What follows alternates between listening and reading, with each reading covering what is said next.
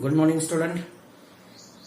In the last period, we studied exercise first of the fourth chapter. Now today we are going to study the second exercise, which is a center of gravity.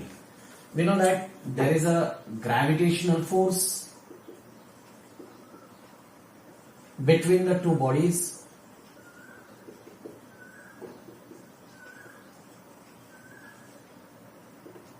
is always attractive, right? We know that two bodies attract each other, right? We know Earth attract each and everything which we have thrown up into the air, right?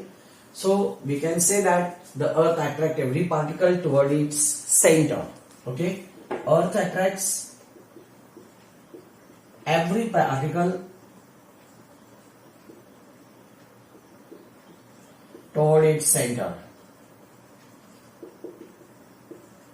and we know that the responsible factor is center of gravity only, right, or force of gravity toward its center by force of gravity.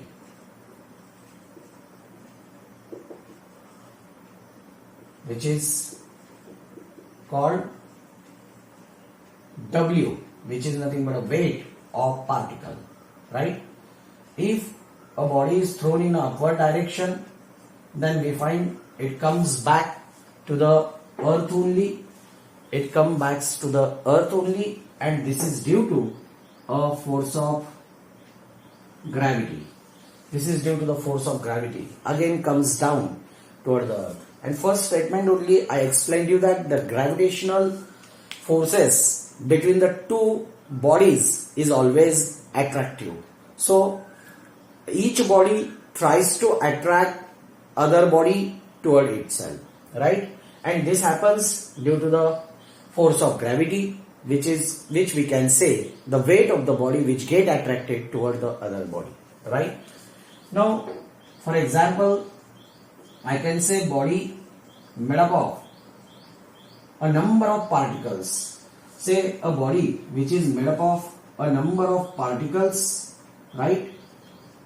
Number of particles are there in the body and having the weight W1, W2, W3, W4, say W5, W6, W7 and say W8. Means body, each body is made up of a particles, number of particles, and each particle have its own weight, right? So the force of gravity acting on this particle can be assumed to be parallel each other, okay? So I can say here the force of attraction of each particle toward earth is parallel, right? Each force is toward the earth in parallel, right?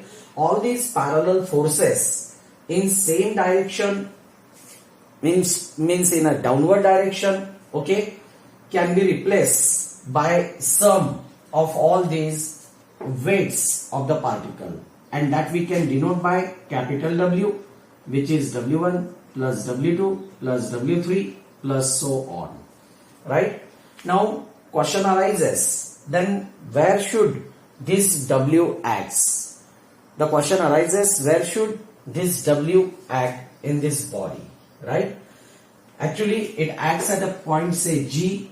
It acts at a point G where the sum of all the forces of the movement of all this particle becomes 0, okay?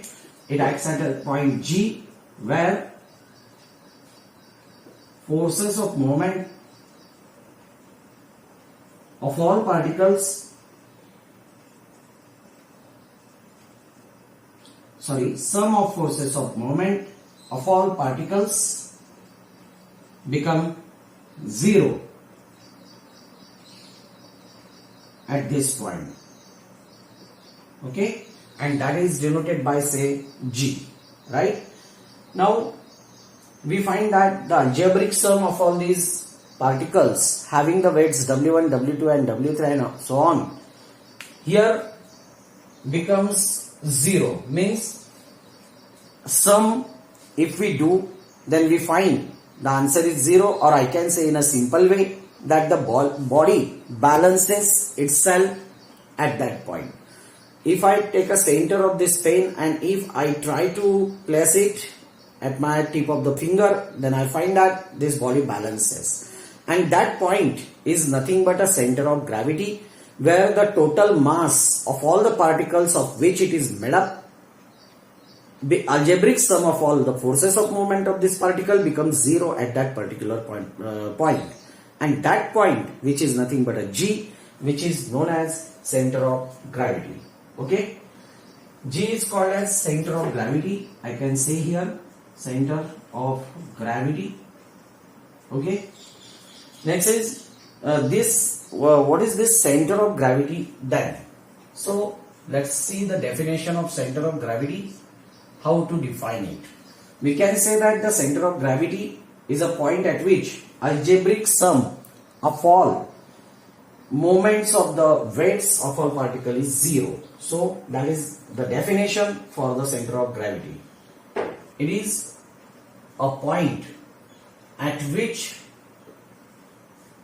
algebraic sum of all weights of the particle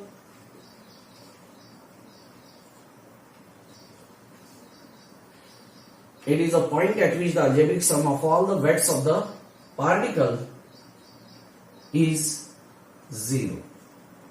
Okay, so the point where we find the algebraic sum of all the particle W is equal to 0. Okay, so if it is, then we can say that point as a center of gravity. Now some notes we have to take in consideration. First note, center of gravity depends on shape of the body. Center of gravity depends on shape of the body. Now, for example, if I take a ring, then the center of the gravity of this wire ring is at its center. So here the center of gravity of this ring placed. Now if I cut this wire from somewhere and I make a straight wire, then I find that the center of gravity is in the center of this cylinder. Okay, it is in the center or midpoint of the cylinder. So what happens actually in this case, we find that if this length of the wire is say 20 centimeter, then the center of gravity is at 10 centimeter. But when we make a ring of this wire, then the center of gravity lies at its center. Okay, and from this example only, the second point we can conclude, it is the center of gravity is not necessarily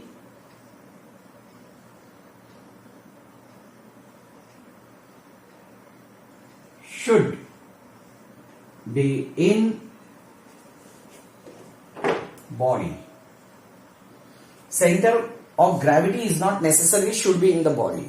Means body में ही center of gravity चाहिए, ऐसा कुछ नहीं है. And this is only the example for this second point, where we can say the wire is taken which is of the 20 centimeter, then at the 10 centimeter we find its center of gravity where it balances the wire. But this point, which is center of gravity of this wire, is inside the body.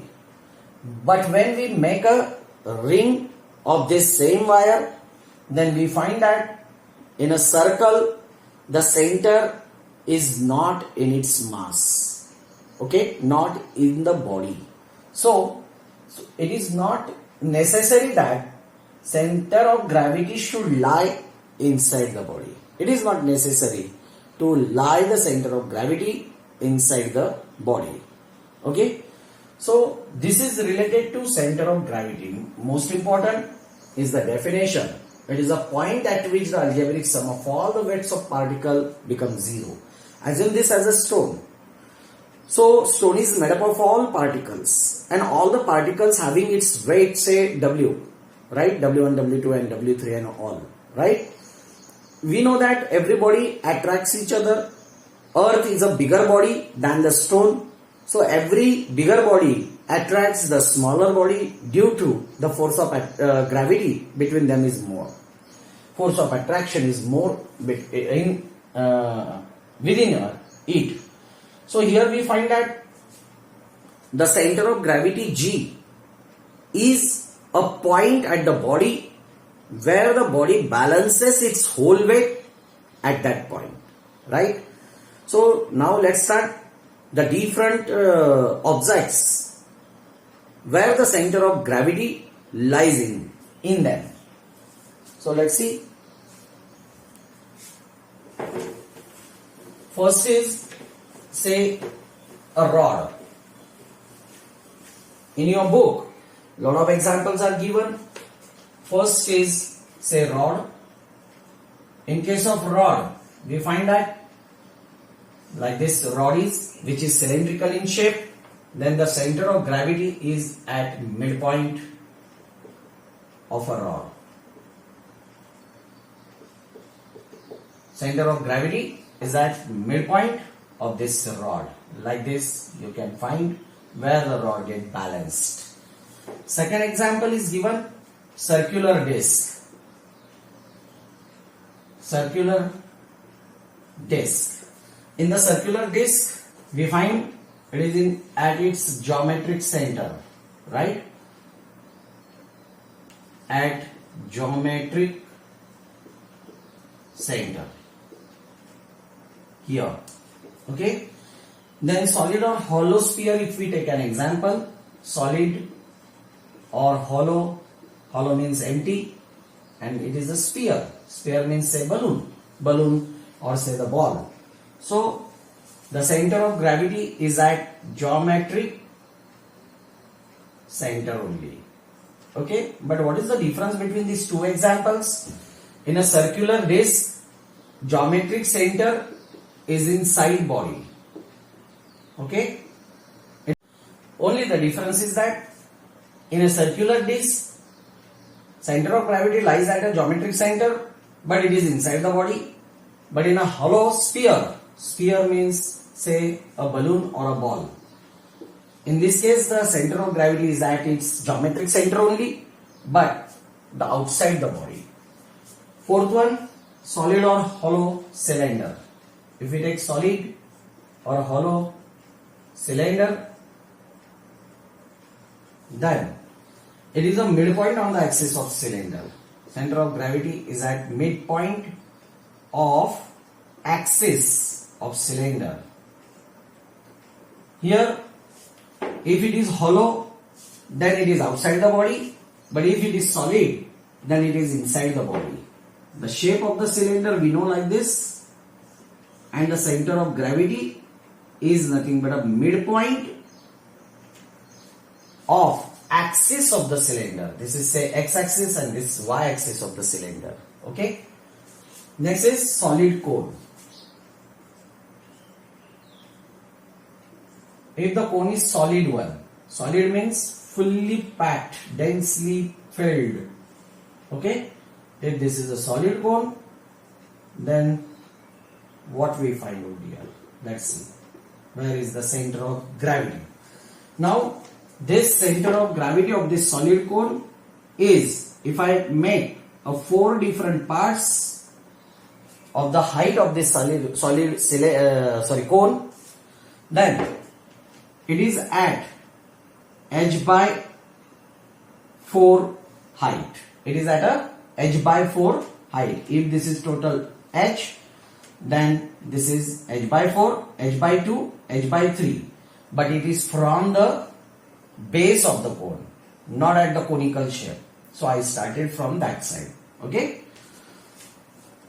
It is I can say this center of gravity is at h by 4 height from its base. Now what will happen if the solid cone is now hollow cone? Okay, hollow cone means nothing is there inside the cone. Okay, so here what we find? Here we find that again do a 4 parts of the height of the cone, and we find here h by 3 part. So it is at h by 3 height from its base. Make a 3 different parts or equal parts of the height, make a 3 equal 1, 2 and 3. 3 equal parts of the height of this cone, and at h by 3 height from its base means this is the base of the cone, this is the base of the cone, right, from the base. Next is circular ring. If it is a circular ring, then we find the center of gravity is at center. Okay, so the center of gravity is at center of ring. It is simple. Next is triangular lamina. Say 8-1 triangular lamina.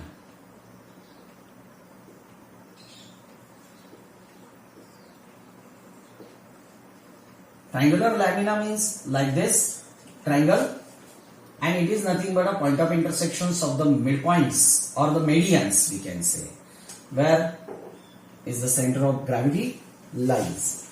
So in a triangular lamina or the scalene triangle, I can say it is a point of intersection of medians. CG is at point of intersection of medians, right? 9th one, if it is a parallelogram, if it is a rhombus, if it is rectangle, if I say it as a square, then in all these things, in all these geometrical shapes, where the center of gravity lies?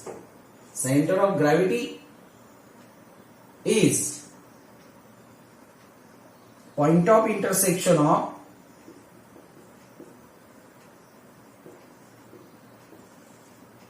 their diagonals.